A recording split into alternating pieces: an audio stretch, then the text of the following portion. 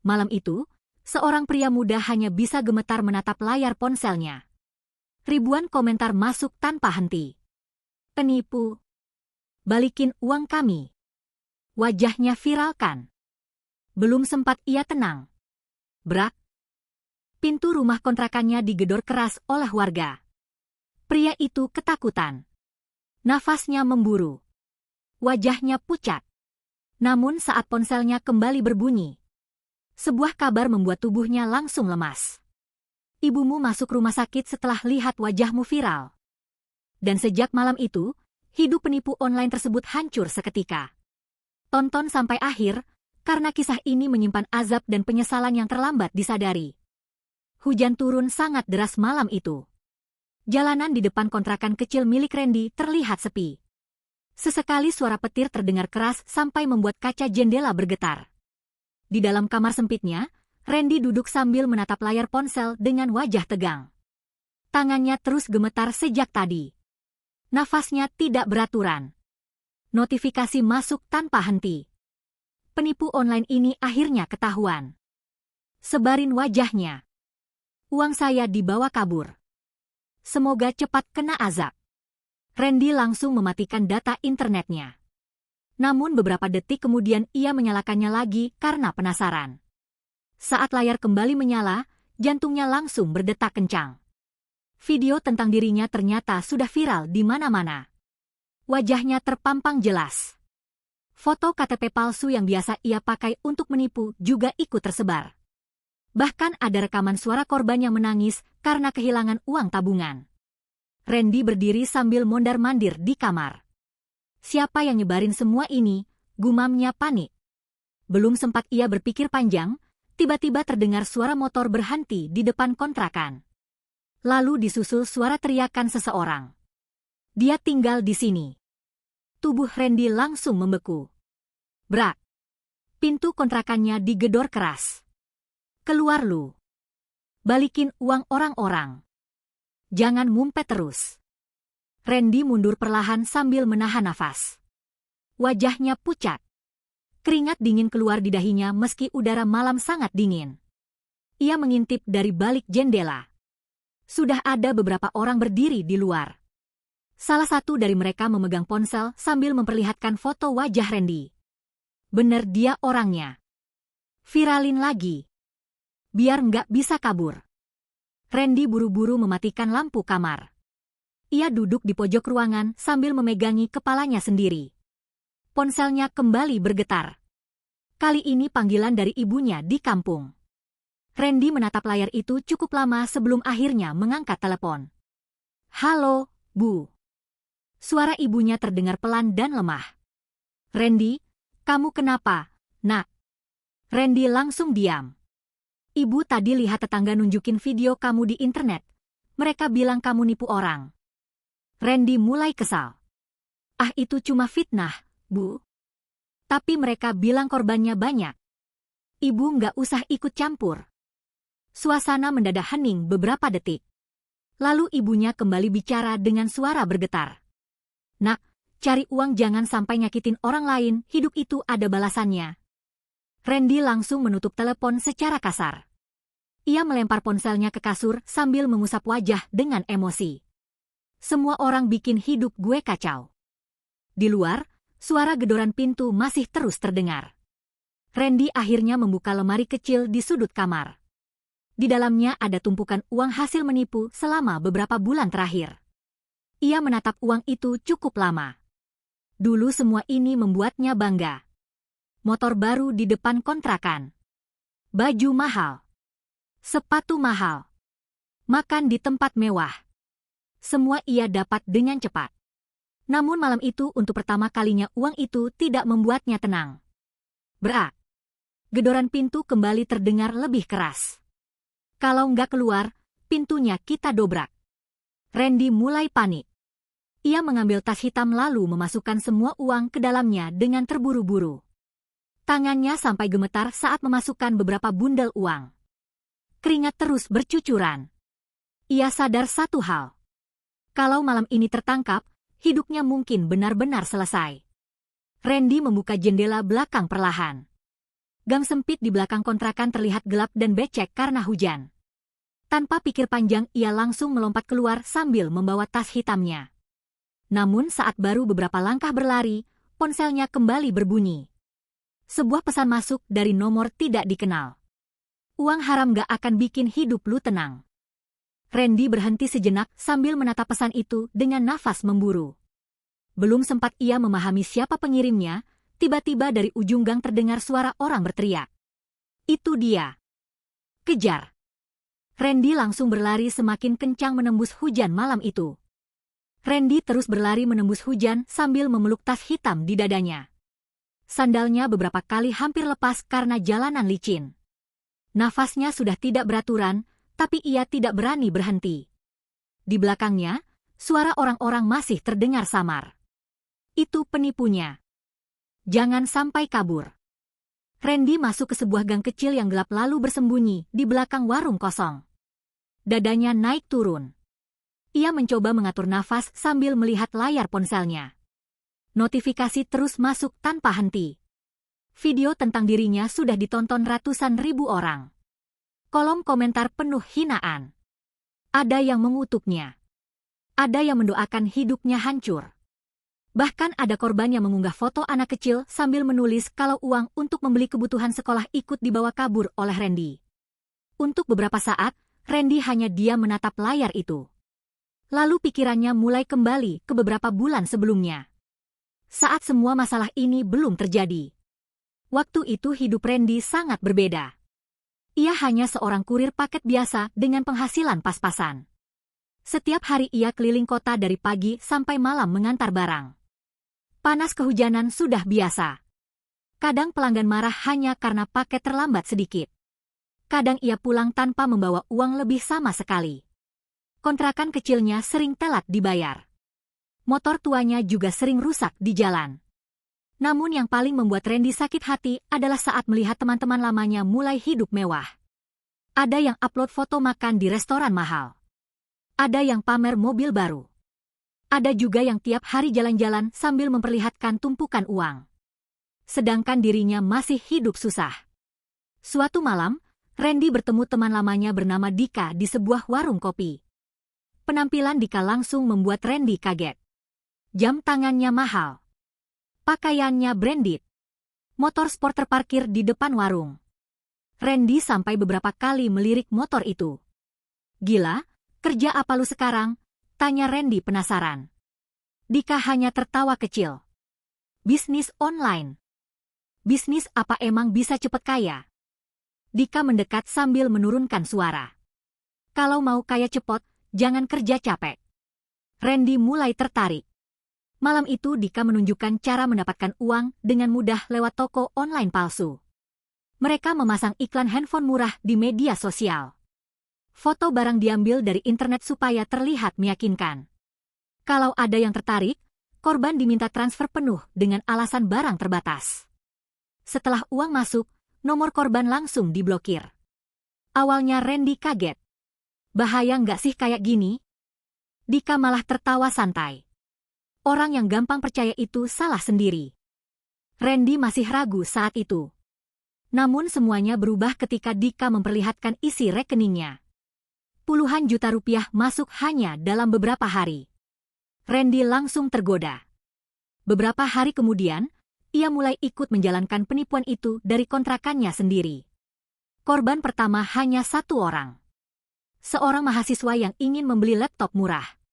Saat uang transfer masuk, tangan Randy sempat gemetar. Ia diam cukup lama menatap layar rekeningnya. Ada rasa takut. Ada rasa bersalah. Namun Dika langsung berkata, kalau mau sukses, jangan pakai hati.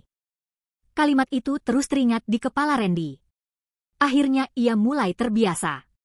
Hari demi hari jumlah korbannya semakin banyak. Randy bahkan membuat beberapa akun palsu sekaligus agar terlihat seperti toko terpercaya. Setiap ada korban transfer, ia langsung tertawa puas. Uang yang dulu susah dicari, sekarang datang sangat cepat. Dalam waktu singkat hidup Randy berubah total. Ia membeli motor baru. Sering nongkrong di tempat mahal. Bahkan mulai merendahkan teman-temannya yang masih kerja biasa. Suatu malam ibunya menelepon dari kampung. "Nak, uang dari mana kok banyak banget sekarang?" Randy menjawab singkat. "Bisnis online, Bu." Ibunya terdengar senang sekaligus khawatir. "Asal jangan macam-macam ya, Nak. Rezeki halal itu lebih tenang." Randy hanya tersenyum kecil lalu mengalihkan pembicaraan. Padahal sejak saat itu, hidupnya perlahan mulai berubah semakin gelap. Dan tanpa Randy sadari, salah satu korbannya ternyata tidak akan tinggal diam begitu saja. Sejak berhasil mendapatkan banyak uang dari penipuan online, hidup Randy berubah semakin liar. Hampir setiap hari ia bangun siang lalu duduk di depan laptop sambil mencari korban baru. Ia tidak lagi memikirkan halal atau haram. Yang penting uang terus masuk. Di kontrakannya, ada beberapa kartu ATM berserakan di meja. Ada juga belasan nomor ponsel yang dipakai untuk akun palsu. Semua sudah ia siapkan dengan rapi. Kalau satu akun ketahuan menipu, ia tinggal membuat akun baru lagi. Malam itu, Randy kembali memasang iklan handphone murah di media sosial. Harganya jauh lebih murah dibanding toko lain supaya orang cepat tergoda. Tidak sampai 1 jam, ada seseorang yang menghubunginya. Namanya Pak Arman. Seorang pria yang ingin membeli handphone untuk hadiah ulang tahun anaknya. Randy melayani dengan sangat ramah. Ia bahkan mengirim video palsu seolah barang benar-benar ada. Pak Arman terlihat sangat percaya. "Mas, ini beneran aman ya? Soalnya uangnya hasil nabung lama." Randy hanya tersenyum kecil membaca pesan itu. "Iya aman, Pak. Saya jual murah karena lagi butuh uang cepat." Beberapa menit kemudian transfer masuk. Jumlahnya lumayan besar. Randy langsung memblokir nomor Pak Arman tanpa rasa bersalah sedikit pun. Ia malah tertawa puas sambil memesan makanan mahal lewat aplikasi. Namun malam itu berbeda. Sekitar 1 jam setelah diblokir, nomor lain kembali menghubungi Randy. Ternyata Pak Arman memakai nomor baru. Pesannya kali ini tidak lagi sopan. "Mas, tolong jangan tipu saya. Itu uang buat hadiah anak saya. Saya mohon balas." Randy membaca pesan itu sambil makan santai. Lalu tanpa pikir panjang, nomor itu ikut diblokir. Baginya semua korban sama saja. Mudah dibohongi. Mudah ditinggalkan. Namun keesokan harinya sesuatu mulai membuat Randy tidak nyaman. Saat membuka media sosial, ia melihat sebuah unggahan yang mulai ramai dibagikan orang. Foto wajahnya muncul di sana. Di bawah foto itu tertulis, "Hati-hati penipu online ini." Randy langsung duduk tegak. Tangannya mulai dingin. Ia membuka unggahan itu dengan cepat. Ternyata Pak Arman membuat postingan panjang tentang dirinya. Ada bukti transfer. Ada rekaman chat. Bahkan ada foto motor Randy yang diam-diam berhasil ditemukan dari media sosial. Kolom komentarnya terus bertambah. "Viralkan. Kasihan korbannya. Cari sampai ketemu." Randy buru-buru menutup aplikasi itu. Ia mencoba menenangkan diri. Paling juga besok hilang sendiri, gumamnya. Namun ternyata ia salah besar. Sore harinya unggahan itu mulai masuk ke akun-akun besar. Orang-orang ikut membantu menyebarkan wajah Randy. Bahkan beberapa korban lain mulai bermunculan di komentar. Ada yang kehilangan uang tabungan. Ada yang tertipu uang bayar sekolah. Ada yang uang belanja bulanan habis karena percaya pada toko palsu milik Randy. Untuk pertama kalinya, Randy mulai merasa takut. Malamnya Dika datang ke kontrakan dengan wajah panik. "Gue udah bilang jangan terlalu rakus." Randy langsung emosi. "Sekarang gimana?" Dika melihat layar ponsel Randy lalu menggeleng pelan. "Nama lu udah viral. Kalau udah kayak gini, susah." Randy mulai panik. "Lu bantu gue lah." Namun Dika justru berdiri lalu mengambil jaketnya. "Gue nggak mau ikut kena. Mulai malam ini jangan hubungi gue lagi." Randy langsung terdiam. "Lu ninggalin gue?" Dika tidak menjawab. Ia pergi begitu saja meninggalkan Randy sendirian di kontrakan. Suasana kamar mendadak terasa sangat sunyi. Hanya suara hujan yang terdengar dari luar. Randy duduk sambil menatap layar ponselnya yang terus dipenuhi ancaman. Tiba-tiba sebuah video masuk ke pesan pribadinya. Video itu dikirim oleh Pak Arman. Dengan tangan gemetar, Randy membukanya. Di dalam video terlihat seorang anak kecil sedang memegang kue ulang tahun sederhana.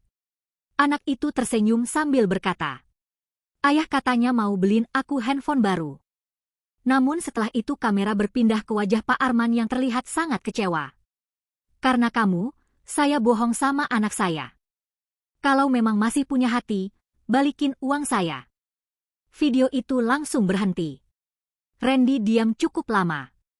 Untuk pertama kalinya sejak menjadi penipu, dadanya terasa sesak. Namun sebelum ia sempat berpikir lebih jauh, terdengar suara motor berhenti di depan kontrakan. Lalu seseorang berteriak keras. Randy keluar. Ketemu juga akhirnya. Randy langsung mematikan lampu kontrakannya. Jantungnya berdetak sangat keras. Dari balik jendela, ia melihat beberapa orang berdiri di depan pagar sambil membawa ponsel. Salah satu dari mereka menunjuk ke arah rumah kontrakan. Motor dia masih ada. Berarti orangnya di dalam. Randy mundur perlahan sambil menahan nafas. Tangannya dingin. Keringat terus keluar di dahinya. Brak. Pagar kontrakan diguncang keras. "Keluar lu. Balikin uang orang-orang. Jangan cuma bisa nipu." Randy buru-buru mengambil tas hitam berisi uang lalu melihat ke arah pintu belakang. Ia sadar kalau bertahan di sana hanya akan membuat keadaan semakin buruk. Dengan langkah pelan, ia membuka pintu belakang lalu kabur melewati gang sempit. Hujan masih turun deras malam itu. Randy berlari tanpa arah sambil sesekali menoleh ke belakang. Setelah cukup jauh, ia berhenti di bawah jembatan kecil dekat sungai. Nafasnya terengah-engah. Ia duduk sambil membuka media sosial lagi. Namun yang ia lihat justru membuat tubuhnya semakin lemas. Video wajahnya sekarang sudah ada di mana-mana. Bahkan beberapa akun berita lokal ikut membagikannya. Komentarnya semakin parah. "Semoga cepat ketangkep. Kasihan korbannya. Orang kayak gini pantas masuk penjara." Randy memegangi kepalanya sendiri. Ia tidak menyangka semuanya akan separah ini. Padahal dulu ia merasa sangat hebat saat berhasil menipu banyak orang. Sekarang semua terasa seperti mimpi buruk. Tiba-tiba ponselnya berbunyi. Kali ini dari adiknya, Siska. Dengan ragu, Randy mengangkat telepon itu. Suara adiknya terdengar menangis. "Kak, kenapa sih kakak kayak gini?" Randy langsung diam. Tadi orang-orang datang ke tempat kerja Siska. Mereka bilang kakak penipu. Siska malu banget. Suara tangisan adiknya membuat dada Randy terasa sesak.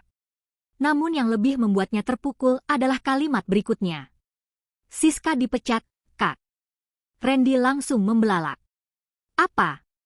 Mereka nggak mau nama perusahaan jelek karena punya karyawan keluarga penipu. Suara Siska semakin pecah karena menangis. "Kakak kenapa tega?" Telepon langsung terputus. Randy terduduk lemas di bawah jembatan. Air hujan bercampur dengan air matanya. Untuk pertama kalinya, ia mulai sadar kalau perbuatannya tidak cuma menghancurkan korban, tapi juga keluarganya sendiri. Namun masalah belum berhenti. Pagi harinya, saat Randy nekat kembali ke kontrakan untuk mengambil barang-barangnya, suasana di sana sudah kacau. Beberapa warga berdiri sambil membicarakannya. Motor baru miliknya sudah penuh coretan cat merah. Kaca depannya pecah. Di tembok kontrakan tertulis besar, "Penipu." Randy langsung menunduk panik lalu buru-buru masuk ke dalam rumah. Namun pemilik kontrakan ternyata sudah menunggu di dalam. Wajah bapak itu penuh marah. "Saya nggak mau punya penyewa penipu. Hari ini juga kamu keluar." Randy mencoba menjelaskan. "Pak, kasih saya waktu dulu." Namun bapak itu malah menunjuk pintu. "Saya nggak peduli. Semalam warga datang semua ke sini. Kontrakan saya jadi ribut gara-gara kamu." Randy hanya bisa diam. Tidak ada lagi tempat untuknya. Siang itu ia memasukkan beberapa pakaian ke tas seadanya. Tidak ada satupun teman yang mau membantu. Bahkan Dika sudah memblokir semua kontaknya. Saat berjalan keluar dari kontrakan, orang-orang langsung menatap sinis ke arahnya. Ada yang merekam dengan ponsel. Ada yang sengaja meludah ke jalan dekat kakinya. Randy menahan malu sambil mempercepat langkah. Dulu ia sangat bangga saat uang hasil menipu membuat hidupnya terlihat mewah. Namun sekarang semua orang mengenalnya sebagai penipu viral. Sore harinya, Randy memutuskan pulang ke kampung untuk menemui ibunya. Ia berharap masih ada tempat yang bisa menerimanya. Namun saat perjalanan, ponselnya kembali berbunyi. Pesan dari tetangga rumahnya di kampung. Ibumu sakit sejak lihat video kamu. Dari tadi nggak berhenti nangis. Mata Randy langsung membelalak. Tangannya gemetar membaca pesan itu. Dan tanpa sadar, rasa takut mulai muncul jauh lebih besar dibanding rasa takut dikejar warga tadi malam. Perjalanan menuju kampung terasa sangat lama bagi Randy. Sepanjang jalan ia terus gelisah sambil menatap layar ponselnya. Berkali-kali ia mencoba menghubungi ibunya, namun tidak ada jawaban. Pesan dari tetangga terus masuk. Ibumu belum makan dari tadi. Tetangga pada ngomongin video itu. Ibumu kepikiran terus. Randy mulai tidak tenang. Pikirannya kacau. Nafasnya berat. Untuk pertama kalinya sejak menipu banyak orang, ia merasa benar-benar takut kehilangan sesuatu yang paling berharga dalam hidupnya. Saat mobil travel akhirnya masuk ke jalan kampung, suasana sudah terasa berbeda. Beberapa warga berdiri di pinggir jalan sambil melihat ke arah Randy. Ada yang berbisik pelan. Itu dia orangnya. Yang viral itu kan? Randy langsung menunduk lalu berjalan cepat menuju rumah kecil ibunya. Namun langkahnya mendadak melambat saat melihat beberapa sandal tergeletak di depan rumah. Dadanya mulai tidak enak. Ia buru-buru masuk ke dalam. Di ruang tengah, ibunya terlihat terbaring lemas di atas kasur tipis. Beberapa tetangga duduk di samping sambil mencoba menenangkan keadaan. Wajah ibunya pucat. Matanya sembab karena terlalu banyak menangis. Saat melihat Randy datang, suasana mendadak hening. Randy mendekat perlahan. "Bu?" Ibunya menatap Randy cukup lama tanpa bicara. Tatapan itu membuat hati Randy terasa semakin sakit. Bukan marah. Bukan benci. Tapi kecewa. Dan itu jauh lebih menyakitkan. Randy duduk di samping ibunya sambil menunduk. "Maafin Randy, Bu." Suara Randy mulai bergetar. Namun ibunya justru menangis pelan. "Nak, kenapa kamu jadi begini?" Randy tidak sanggup menjawab. Tangannya langsung memegang tangan ibunya yang dingin. "Ibu selalu ngajarin kamu cari rezeki halal. Tapi kenapa kamu malah nyakitin banyak orang?" Air mata Randy akhirnya jatuh. Ia mencoba menahan tangis, tapi tidak bisa. Suasana rumah semakin sunyi. Beberapa tetangga hanya saling memandang tanpa bicara. Lalu ibunya kembali berkata pelan. "Uang haram itu nggak akan bikin hidup tenang, Nak." Kalimat itu terasa sangat menusuk hati Randy. Selama ini ia selalu mengabaikan nasihat ibunya. Ia terlalu sibuk mengejar uang cepat sampai lupa akibatnya. Malam harinya, kondisi ibunya mendadak memburuk. Nafasnya mulai sesak. Tetangga langsung membantu membawa ibunya ke rumah sakit kecil di kota. Di lorong rumah sakit, Randy duduk sendirian sambil memegangi wajahnya. Pikirannya penuh. Ia teringat semua korban yang pernah ia tipu. Ia teringat orang-orang yang memohon uang mereka dikembalikan. Ia juga teringat bagaimana dulu dirinya tertawa saat membaca pesan tangisan korban.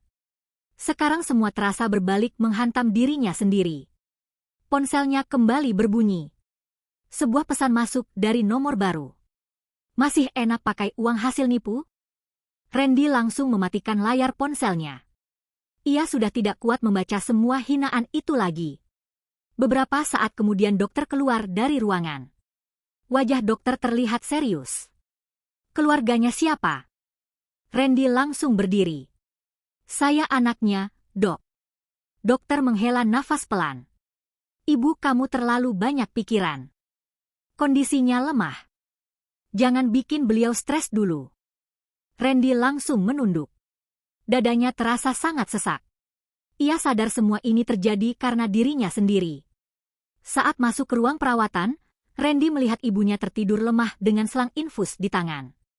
Melihat kondisi itu, hati Randy benar-benar hancur. Ia duduk di samping tempat tidur sambil menangis diam-diam. Namun tiba-tiba ponselnya kembali bergetar. Kali ini bukan pesan, melainkan video baru tentang dirinya yang kembali viral. Dengan tangan gemetar, Randy membukanya. Wajahnya langsung pucat. Di video itu ternyata ada seseorang yang mulai membongkar alamat rumah ibunya di kampung. Kolom komentarnya penuh ancaman. Datengin rumahnya. Biar keluarganya tahu rasa. Penipu jangan dikasih tenang. Tubuh Randy langsung lemas.